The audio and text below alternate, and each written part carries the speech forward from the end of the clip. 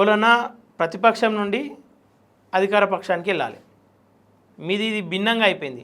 ఇటు ప్రతిపక్షం కాదు, అటు అధికార పక్షం కాదు. అధికార పక్షం నుండి బీసీవై పార్టీకి వచ్చారు. అసలు దీన్ని ఎన్నుకున్నటువంటి మతలబ్ ఏంది అసలు? బేసిక్గా మంచి క్వశ్చన్ ఇది.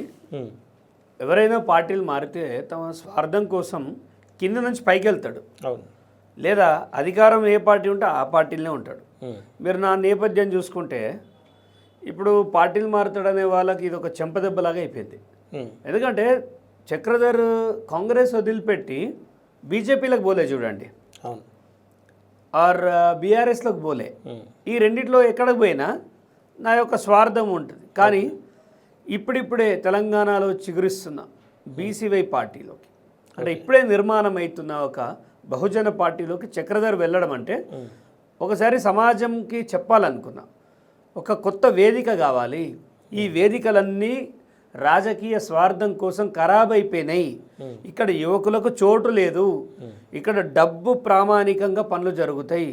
పార్టీ ఫిరాయింపులు తమ స్వార్థం కోసం, ప్రాజెక్టుల కోసం మారేవాళ్ళు. పోనీ వాడు బీజేపీ నుండి అంటే బీఆర్ఎస్ వాడితో లింక్ పెట్టుకుంటాడు, కాంగ్రెస్ వాడితో లింక్ పెట్టుకుంటాడు. వీళ్ళంతా సాయంత్రం కాగానే చాయ్పై చర్చ, మందుపై చర్చ నడుస్తుంటారు. అవును అవును. సో ఇక్కడ ఒకటి, గతంలో మీరు ఇండిపెండెంట్గా ఉండి రైతులకు సేవ చేద్దామన్న ఉద్దేశంతో వచ్చినప్పుడు కేసులు అయినాయి. అట్లాగే ఒక ప్రధాన పార్టీలు అయినటువంటి బీజేపీ కావచ్చు, కాంగ్రెస్ కావచ్చు, రెండు పార్టీలో ఉన్నప్పుడు కూడా మీ పైన అనేక కుట్రలు చేసిరు. సొంత పార్టీ వాళ్ళు కావచ్చు, ప్రతిపక్షాలు కావచ్చు, కేసులు పెట్టే ప్రయత్నం, నిన్ను దెబ్బతీసే ప్రయత్నం చేసిరు.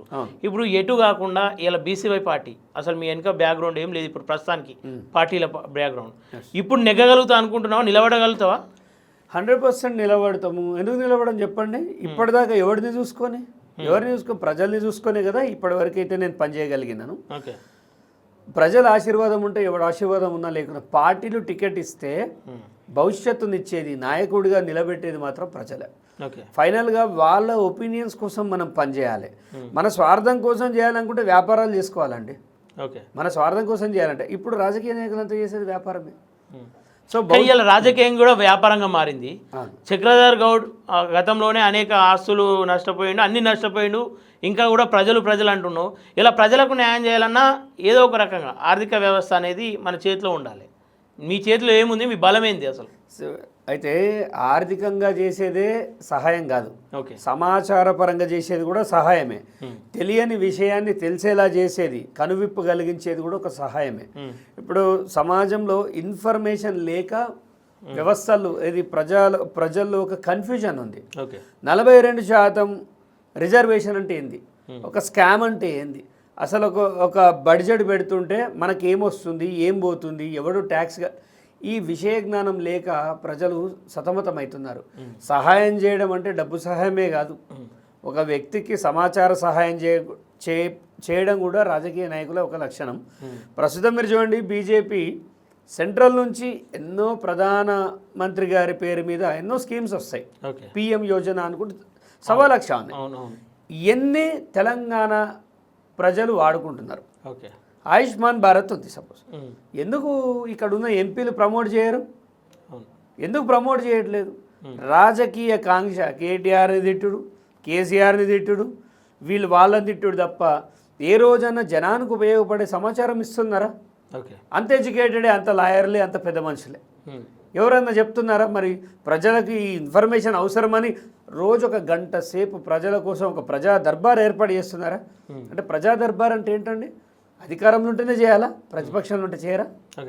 ఇప్పుడు రాజకీయంగా చక్రధర్ గౌడ్ ఎట్లాంటి మార్పు తీసుకొస్తా అనుకుంటున్నాను? నేను ఒకటండి, అధికార పక్షం వదిలిపెట్టి ప్రతిపక్షానికి వచ్చిన అంటే ఎక్కడున్నా ప్రజల పక్షాన నిలబడాలి.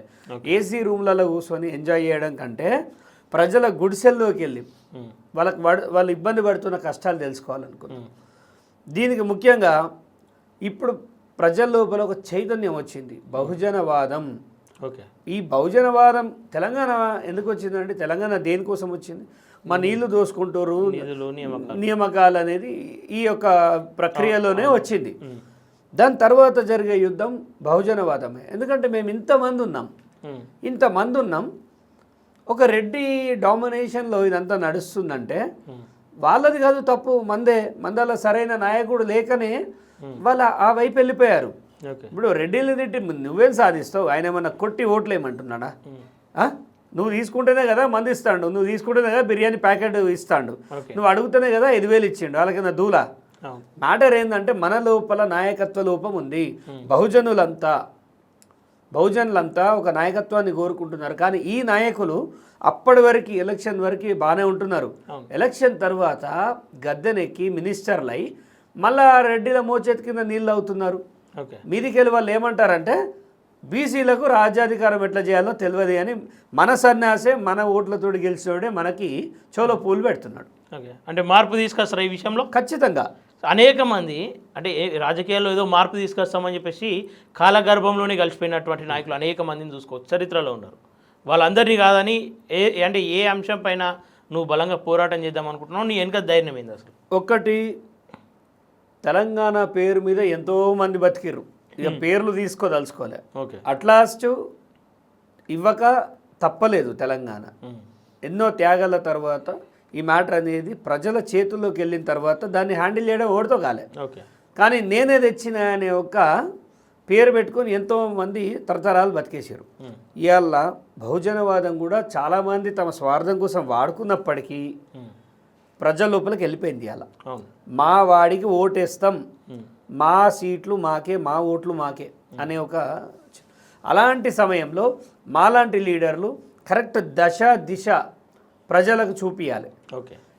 ఇప్పుడు కాంగ్రెస్లో ఒక లీడర్ ఉన్నాడు అనుకో, వాడు బహుజనవాది అయింది అనుకో, బీసీవైలో ఒక బహుజనవాది ఉంటే ఖచ్చితంగా బీసీవైని గెలిపించాలి. ఎందుకంటే మేము సంస్థాగతంగా బహుజనవాదం కోసమే ఏర్పడిన పార్టీలు ఇవి, బహుజన బిడ్డల కోసం ఏర్పడిన, అణగారిన వర్గాల కోసం ఏర్పడిన పార్టీలు.